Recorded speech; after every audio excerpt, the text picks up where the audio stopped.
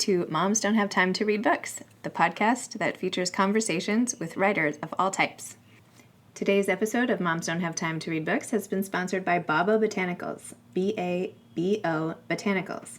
Babo Botanicals offers your family non-toxic and pure hair, skin, and sun solutions created with effective natural or organic ingredients. You can buy their products on Amazon or check them out at babobotanicals.com.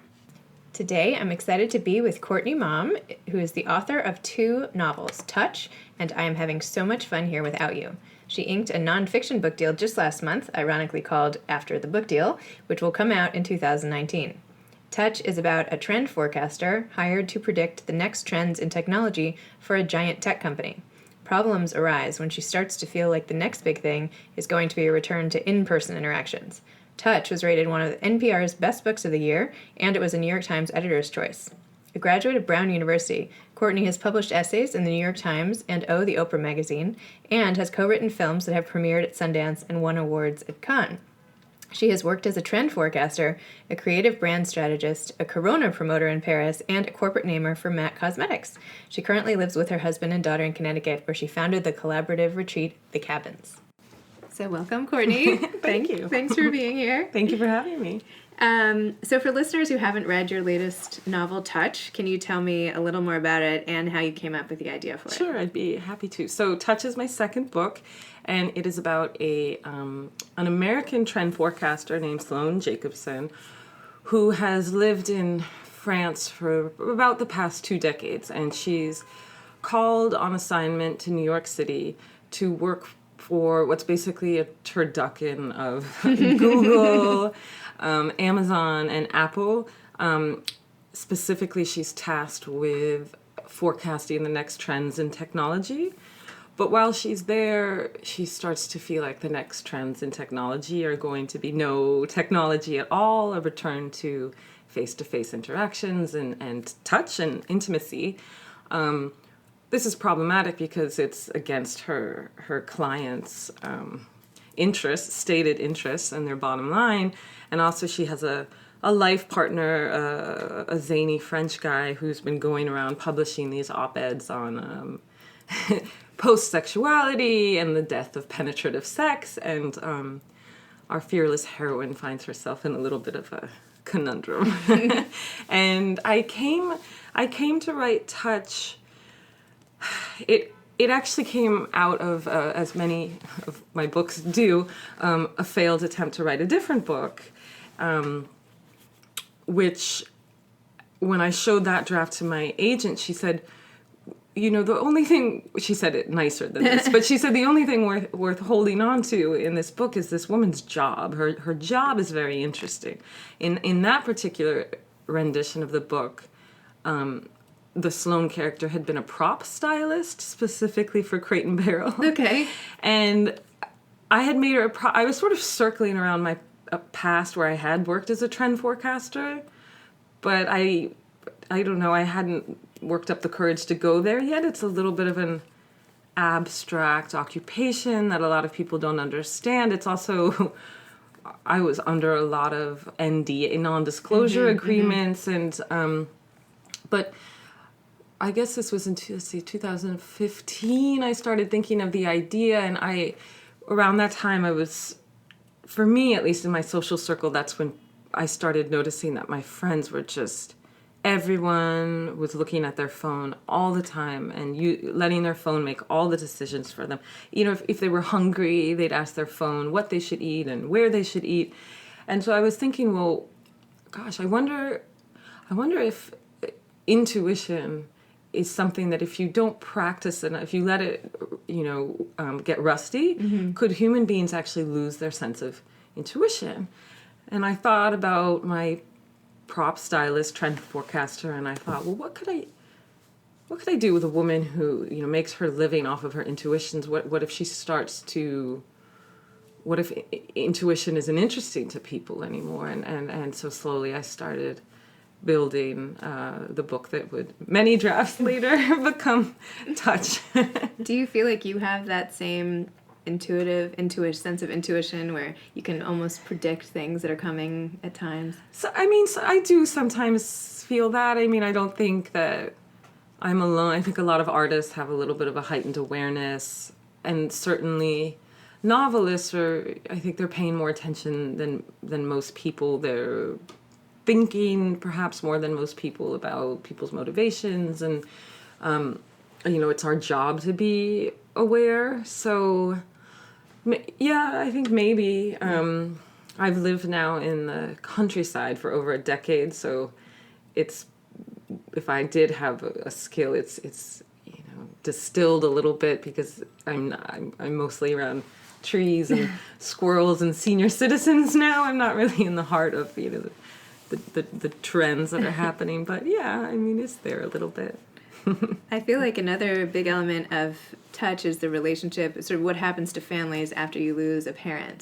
Because I felt like that whole dimension was like a whole other part of the book that was super interesting and moving. And yeah, I mean, I think when the book first came out, the press was very nice to me, but they focused a lot on the technology aspect, where in fact the family struggles and Sloane's present inability to connect with people in her life was, for me, really at the heart of the book, actually, because what we're dealing with is someone who's hyper successful, she's well paid, she's respected, but she doesn't have a lot of friends. Her relationship with her, lover, I guess, is there's no love in it. There's no sensuality, there's no touch in it.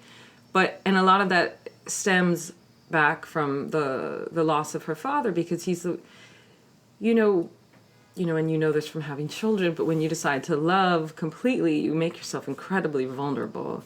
And she really, really loved her father, and was when he passed away, she was still young enough that she was just innocent and completely open to the love, and she wasn't old enough to have been hurt yet and realize that you can lose people, And so his death was really a pivot in making her the somewhat cold-hearted, untouchable person that we meet when the book opens.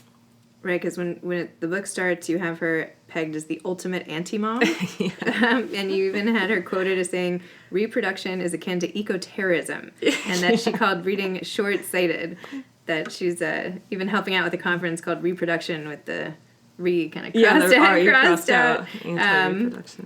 Asking, what will we make when we stop having kids, and are the needs of people who, for whatever reason, decisively remain childless going to be different than those who reproduce? Was it the death of her father that made you want to create a character that didn't want children, or did you think that was sort of just a good mechanism for contrasting with? I think it's both, really. I mean, it took me a while to get there, but it really felt like putting her specifically on a task force that was coming up with products for the voluntarily childless not only made sense in terms of future forecasting, because the world it's overpopulated, right? Mm-hmm. So people can choose to have children, they can choose not to, but the idea that perhaps it's not environmentally the best idea to have more than one or two children, that's something that could be argued, but more it was really I wanted to set up a sterile environment, both literally and figuratively, where consumerism and overconsumption was incredibly heightened, as was sort of modern American society's lack of empathy and compassion. So when you read the book, you're exposed to a lot of these brainstorming sessions where they're literally trying to think, well, what can we come up with for people who decide not to have children? What cosmetic products will they need? What kind of furniture? What's their house going to look like? What's their car going to look like? Does it have, is it driverless? Is it so on and so forth? So the way that they're speaking about the people who are going to be using these products is in a very robotic, cold manner, where I do think the minute you invite children into the equation, there's 100,000 different ways to parent, but I think a common denominator, if you're going to try to be a good parent, is an compassion, right? Empathy and ability to be sensitive to other people's feelings. So that was too much kindness for the beginning of the book. It was important to have her, and in an element of sterility, and also, she's 40, she's moving past 40, so she has decided she's not going to have children, but in theory, it might not be too late if she changed her mind. I loved how in the story you had all these 20-somethings talking about what they do with their furniture versus people with kids, and how, people with kids, you use your sofas so much more versus just occasionally sitting on them for wine and cheese. Just wine, yeah. And I'm thinking about my sofas, oh my gosh, all the pillow cushions become a raft, and everything is just everything's used. A fort. Everything right? becomes something else and make It's funny, yeah, because I have friends. I have a lot of friends who are much, much younger. I have some friends who don't have children, and it's so true that I would go to their house, and the way that they were setting up, the wine and the cheese was so specifically oh, I'm excited to use this coffee table, and it's going to be used for this one thing, whereas, our coffee table's just, we don't even have one anymore because it became a hazard. Even what you said about the fridge, which I've been thinking about ever since, fridge, how people with kids open the fridge, open and close, open and close, open and close all the time, and you don't have to think so much about the supplies you need, whereas people who don't have kids yet or aren't home as much, every so often they're like, oh, I wonder what's in the fridge. It's so funny that you notice the fridge thing, because I think I had to edit out. I was a little obsessed with this fridge thing because I was writing it at a time where my husband and I live in Litchfield County now, but for 10 years we lived in the Berkshires in a town called Sandusfield. It's pretty hard to get more remote. The post office was up for sale. I mean, there was not a lot going on, and we lived a half an hour from anything. You wanted a cup of coffee, gas, it's a half hour in the car. And when we had our child, we lived in a sort of loosey-goosey manner. We rarely had, the fridge wasn't ever stocked enough, but we just make pasta. Right. We're both artists. It didn't care. But then we had my daughter. And it started to really, really matter, if my husband would go out and forget something from the grocery list, like the milk, if he forgot the milk, right, it became this tremendous thing. That would be an hour out of my day or his, back and forth to get this. The fridge became, what was in the fridge became so, so important. So yeah, I have a little fridge obsession. I feel like as soon as I go into people's homes, I'm soon I know you want to look. Yeah, it's like being in the grocery line with someone. Yeah. It's a very intimate thing. You're seeing how they feed themselves, and if they have a family. Even now, when I go to my mom's house, and the first thing I do is open the fridge. Now it's so empty and sad in there. Oh, I'm like, Mom, you have no food, right? Because we're overstocked. I mean, obviously very lucky, that we're all in this world that we can afford food and everything else, but we have things just flying. You can barely pack it all in. Yeah, no, I mean, some people have more than one fridge. Yeah, exactly. Anyway, sorry, not to keep going on about this. I'm glad that someone else shares my fridge obsession. Speaking of moms, for a book about someone who didn't want to be a mom, I feel like you did such a great job of painting a picture of Sloane's mother and that dynamic between them. And I love the scene when Sloane wakes up in her mother's house in the morning after she spent the night there for the first time in years. And her mom wants to make her pancakes, and she's like, no, don't do it. And then it says, Sloane looked at her mother's mismatched eyes and her wild hair and the bathrobe with the tea stains, and she wanted to fall down on the floor with her and lean against the cupboards and let everything out, tell her mother that her partner preferred rubbing up against strangers than touching her in bed, tell her that there was a darkness in her decision to work for Mammoth. But instead, she just stood there at the fork between the way she wanted her relationship with her mother to be like and the way it actually was. And then she says toast would probably be easier. Oh, yeah. Right? That makes me really sad. It makes me really sad, too. I mean, I know I wrote it, but it still makes, I still am very touched by that. Yeah. The mother-in-law relationship is another really key motor, I think, to this story. And I mean, what you have is her mom is the exact opposite of Sloane. She gives of herself readily, generously. She self-effaces a little bit. Sloane has a sister, and her sister's about to have her third child, so her mother's joy is really taking care of other people. And she went into overdrive when her husband died, and Sloane was unable she's just not selfless that way. And so she's somewhat repelled by her mother's emotional generosity, as well as probably being jealous of it, because it's a beautiful thing to see, and she just doesn't have it, and doesn't know how to communicate with a woman. I mean, it's just so clear in all of their scenes how much the mother just wants Sloane to be kind, just stop, and touch her, just hug, like you just read. She's like, gosh, if we could just embrace, but it's not as easy as it sounds. And definitely their relationship was inspired by my own relationship with my mom, who is that kind of woman who just gives and gives and gives. And another commonality is that Sloane and her mother completely struggle from a lack of, I don't want to, not respect, but understanding regarding what the other person does. So Sloane's not a mother. She's not a very maternal person. She can't really understand where her mother's coming from. Whereas, even Sloane's colleagues don't really understand what she does. Her mother doesn't really understand. She doesn't speak any other languages. She has a daughter who lives in France. And that is very similar to me and my mother. When my Touch had already come out, and I had an op-ed in the New York Times, and my mom called me, and she was like, "Did you know you have an article in the New York Times? Like, how did that happen? Do you know someone there?"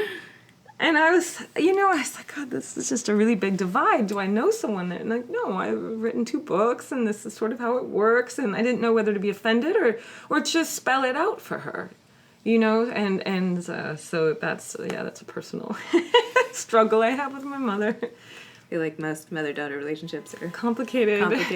Yeah. It's like sometimes I look at my 2 little girls now, and I'm like, I don't know how is this going to evolve into the most complicated relationship I ever. joke with my husband. I'm like, I think our daughter won't go to boarding school for high school, but I will, because I can feel this coming. She's really stuck. She's very much like I was, and I hope against hope that I'm wrong, but I foresee some cloudy weather ahead. You start the book with Sloane being so deprived of physical contact that she'll jump on the crowded subway just to feel people again. And, at the end, not to give anything away, you have her sort of engage in this very passionate physical relationship, like the complete opposite from the beginning. Were you trying to illustrate what's sort of lost with the advent of technology, or just sort of hit home on this sort of universal need for touch and human contact? Yeah, there. For this book, I interviewed a professional cuddler named Samantha Hess out in Portland, and she's actually one of the people who started this movement of professional touch, professional hugging, and she was telling me that even for people who didn't buy into this whole thing of professional embraces, all it took was an actual hug from a total stranger, normally to just get them crying, sobbing. Just the simple touch. They didn't need to explain why they were there, or what the problem was, or how confusing it seemed to need to solve the obstacles between them and solving their problem. Just the embrace was so comforting that people just sobbed. She says most people come to her office just to cry in someone else's arms, and so it was very important to me at a certain point in the story that we allow Sloane a little bit of that unlocking, that physical unlocking as well. When she's finally touched, she's basically frigid. I mean, her partner doesn't. Not only does he not touch her, but he's pronounced to the New York Times that he's never going to. He's quite proud of his post-sexuality, and she's so busy. She's pretending to be fine with it, but she's not fine with it. And she's completely isolated. Even her closest friend is her driverless car. She has no touch in her life, and so when she finally has a little, the floodgates are are completely open. And then, it's fun to have a little sex in a summer book. I think it's fun. I like to write those scenes. You said when's the paperback coming out? August 7th. August. Yeah. Okay, perfect. That's fun. I know I've honed in a lot on touch because I really loved it and just finished it, and it's like stirred up so many different thoughts. Thank you. No, it was really great. But can you tell me a little more generally about your path and how you became a novelist and all the different works and the film writer? Everything. Yeah, like everything. Your well, bios, let's see. I think I have somewhat non-typical path in that I didn't study English in college. I went to Brown University and I studied comparative literature and French translation. And then I moved to Paris after college and was working sort of under the table as a translator.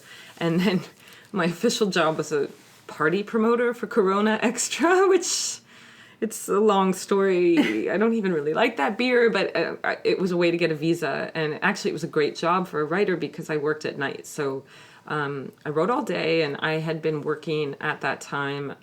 So I never got an MFA or anything. I'd always loved to write and read, and was working on a short story, which was not short. It was just getting longer and longer, and it was at 30,000 words, and I showed it to a girlfriend, and she said, well, I think this is a novel. And what was great, because I didn't have a formal background in writing, was that there was no fear. Mm-hmm. It was just not in my mind to think about, I don't know, agents or competition or anything. I thought, it's a novel. Okay, well, I'll keep going.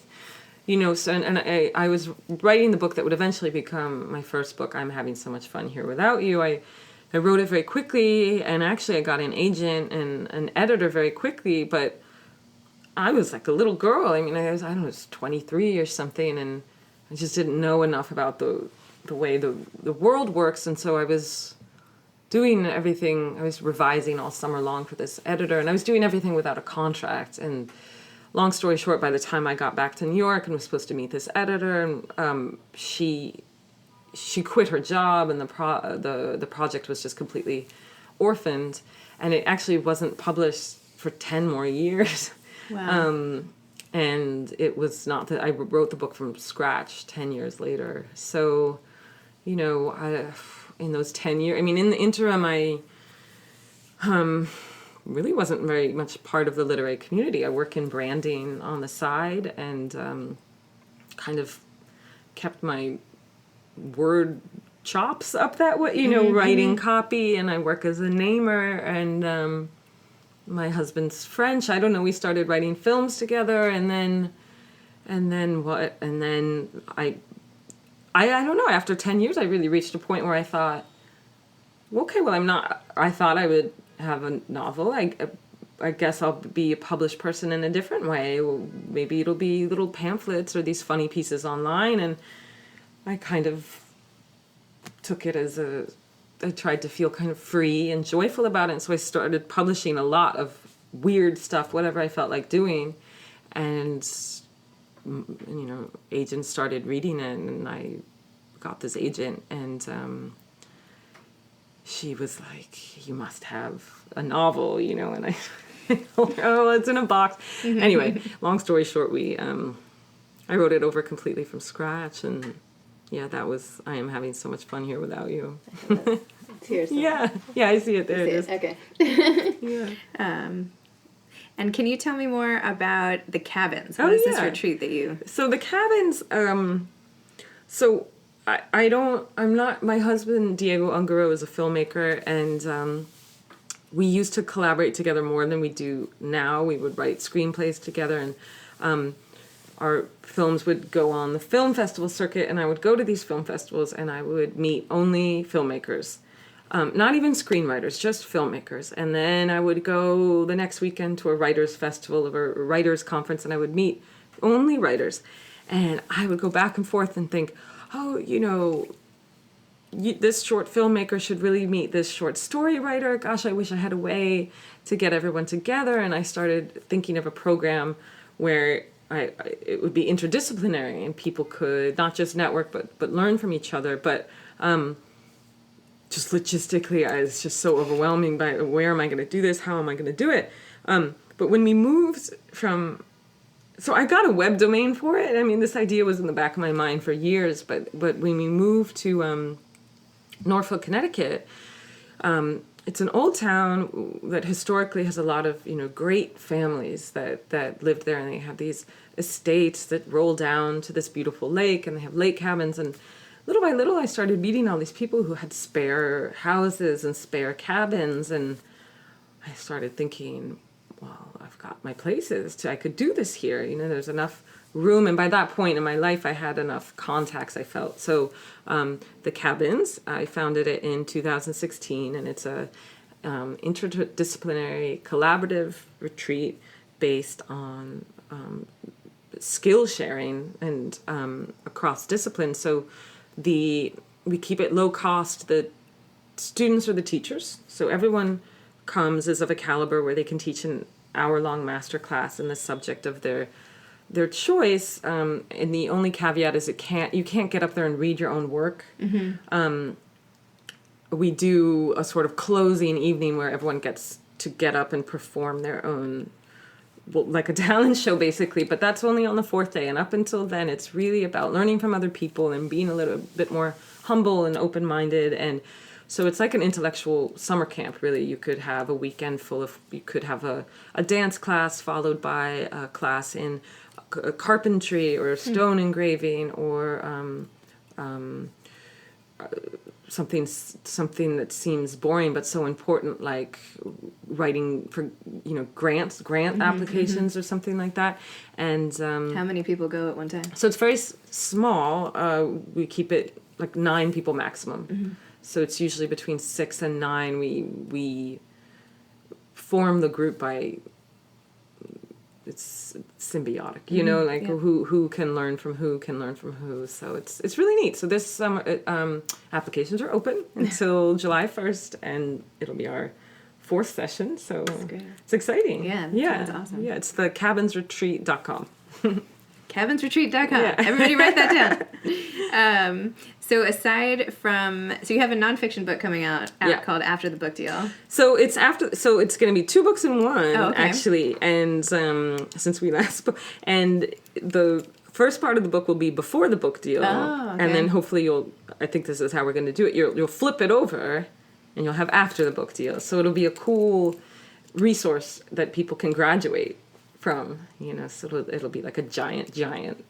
And if you don't get a book deal, you can just tear off half of it and throw it in the garbage. Absolutely, yes. Stomp on it, and and you said you're working on 2 other novels. Yes, I have a novel coming out next summer, 2019, called Costa Alegre, and then another book I'm working on right now that I can't say the title of because I'm superstitious. Okay. All right. Can you say what either of those books are going to be about? Yeah, Costa Alegre is a big departure for me. It's a little bit more experimental.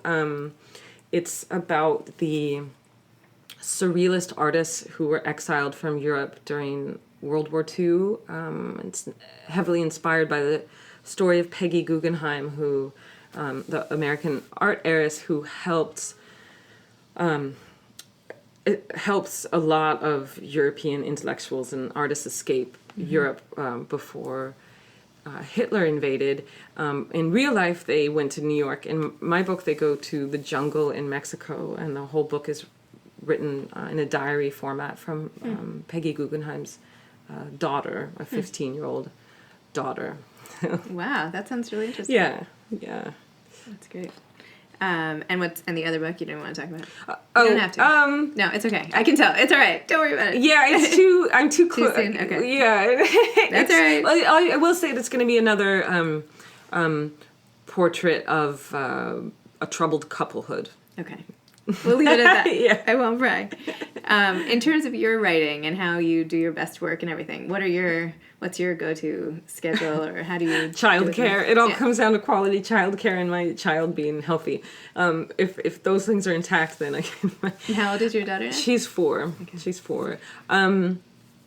Well, thankfully, I have a very supportive partner who actually does a lot of the bulk of the child rearing. So perfect week in a perfect world looks like we get our daughter on the bus at 8:17, and then from 8:30 to 2 I will write, more or less, right? I mean, there's some emailing, there's some lunch, but I really try to write, and then by 2 I'm sort of tapped out, and I try to do something nice for myself that involves exercise, and then that's it. The day's got to go get my daughter, and then I try to be a mom and a wife, and not work once she's home. And I'm pretty strict about it. If I'm not careful with myself, I'll just work myself to death. So I try to set up these, don't work in the evenings, and I don't work on the weekends, and I find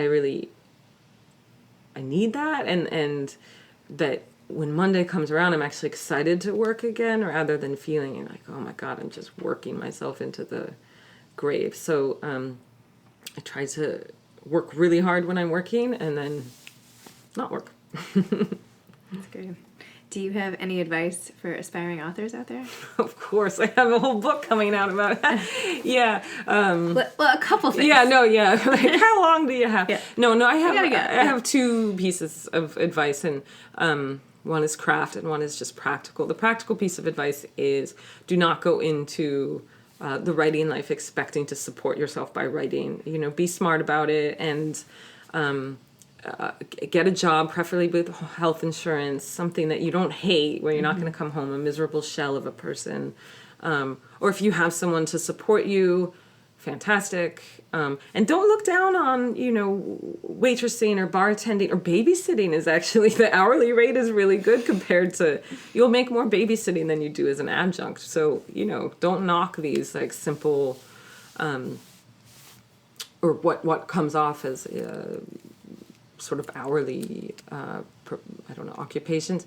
And then craft-wise, don't let perfectionism get in your way. I speak to a lot of people who are just they feel like what's on the screen needs to be perfect, and what's coming out of the printer needs to be perfect, and the first draft is the one that's going to get them the book deal. And, you shouldn't, it's good to push yourself, obviously, and try to come up with something beautiful that you're proud of. But just know that ultimately, if you keep working really hard, you'll have a support team around you at some point. Hopefully you'll have an editor, an agent, some writing friends, and these people will help you get it just right. But if you don't get the words on the page, you're never going to get there. So for so long, no one's going to see your work, so you might as well put stuff on the page and have fun, and don't sit there not writing because you're